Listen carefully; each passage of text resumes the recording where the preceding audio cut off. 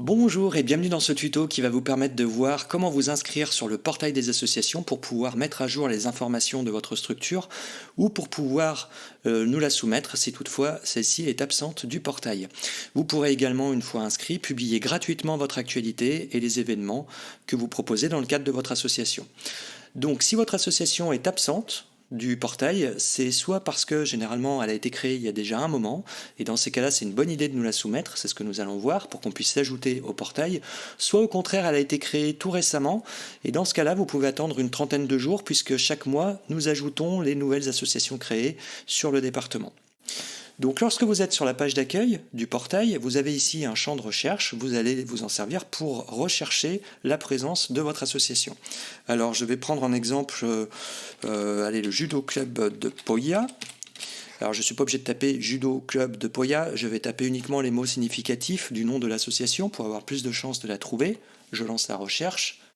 Je vois que l'association est bien présente, je clique, j'ouvre la fiche et on va donc partir du principe qu'il s'agit ici de votre association et que vous aimeriez pouvoir la compléter pour pouvoir ici par exemple publier son logo ou une illustration autre, pouvoir publier ici des actualités, des événements, pouvoir mettre en ligne une vidéo de présentation, compléter les informations qui sont présentées ici, ajouter des contacts, les les faire figurer ici sur la carte, etc.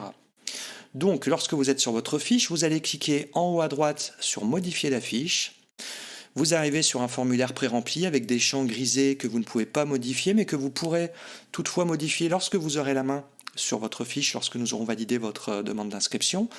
Et on va vous demander ici, justement, pour valider votre inscription, votre nom, votre prénom, votre fonction dans l'association, votre numéro de téléphone, important parce qu'on peut être amené à vous contacter pour vous demander peut-être des informations complémentaires afin de nous assurer que vous êtes bien habilité à agir au nom de l'association.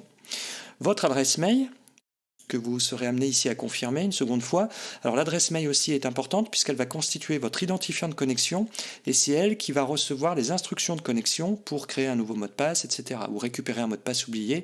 Donc il faut que ce soit une adresse mail que vous puissiez relever personnellement et cette adresse ne sera bien sûr pas publique, elle ne sera pas publiée sur la fiche de votre association mais elle ne servira qu'à la connexion sur le portail. Ici, vous êtes invité de manière facultative à nous fournir l'adresse d'une page web où votre nom figurerait à côté du nom de votre association et qui tendrait donc à prouver que vous avez bien un lien avec l'asso. Ça nous aide à apprécier votre demande d'inscription. Ici, vous êtes invité à cliquer la case à cocher qui certifie que vous faites bien partie de l'association et qu'en tout cas vous êtes habilité à agir en son nom. Nous vous invitons à lire les conditions générales d'utilisation du portail, elles ne sont pas très longues, et puis à résoudre le petit calcul suivant et enfin de nous soumettre le formulaire. Une fois que nous recevons le formulaire, de manière automatique, vous, de votre côté, vous recevrez un mail qui vous indique que nous avons bien reçu votre demande d'inscription. Si vous ne recevez pas ce mail dans les minutes qui suivent, pensez à regarder dans les messages indésirables et dans les spams. Et par la suite, lorsque nous aurons validé votre inscription, on fait ça manuellement, donc généralement sous 24 à 48 heures, vous recevrez un second mail qui lui contient tout ce qu'il faut savoir pour pouvoir définir un nouveau mot de passe et pour pouvoir vous connecter sur le portail. Dès lors, vous pourrez donc mettre à jour les informations de votre fiche et vous pourrez gratuitement publier votre actualité et vos événements. Si maintenant vous n'avez pas trouvé votre association sur le portail, donc comme je le disais tout à l'heure, ça peut être le cas parce qu'elle est très récente et donc du coup elle ne figure pas encore. Dans ces cas-là, je vous invite à attendre peut-être une trentaine de jours puisqu'elle devrait apparaître à ce moment-là lors de la prochaine mise à jour mensuelle. Si vous souhaitez nous la soumettre, malgré tout, vous cliquez ici sur ce lien, vous voyez votre actualité ici, publiez gratuitement les actualités de votre association sur cette page, c'est simple et rapide, donc je clique. J'arrive ici en fait sur une explication qui énumère les différentes étapes pour prendre la main sur la fiche de votre association. Donc ces trois étapes-là sont celles que nous venons d'effectuer dans cette première partie du tuto.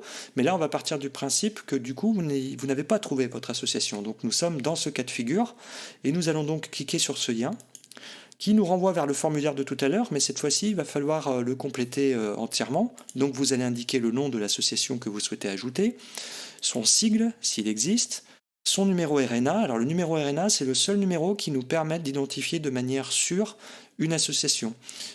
Son nom ne suffit pas puisque l'orthographe peut varier ou alors vous pouvez avoir des associations qui ont le même nom. Donc seul le numéro RNA nous permet vraiment d'identifier votre association et d'éviter les doublons lors des mises à jour successives. Si vous n'avez pas, bon ben c'est pas bloquant, vous pouvez ne pas le mettre, mais il est vivement recommandé de le mettre. Vous l'avez normalement sur les documents officiels de votre association. Si toutefois votre association est très ancienne, il est possible que vous ne l'ayez pas. Alors l'activité de l'association, vous pouvez la remplir ici. Vous pouvez remplir également jusqu'à 3 familles d'activités puisque le portail propose un mode de recherche par famille d'activités.